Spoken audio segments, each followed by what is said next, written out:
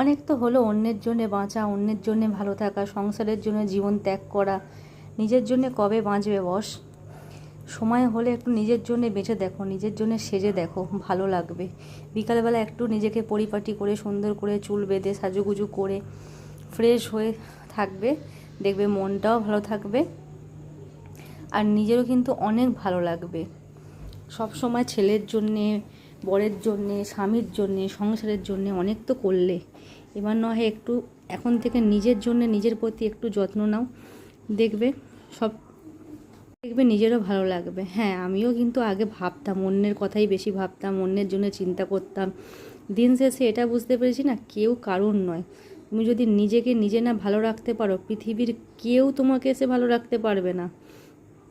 যাই হোক, দেখো আমি কিন্তু একটুখানি সাজুগুজু বিকালবেলা করে নিয়েছি, আর এদিকে নিয়ে এসেছিলো একটা ডাব। তো এখন আমি ডাবের জলটা খুবই বেশি বেশি করে খাই। তো এদিকে ডাবটা খাচ্ছি দেখো।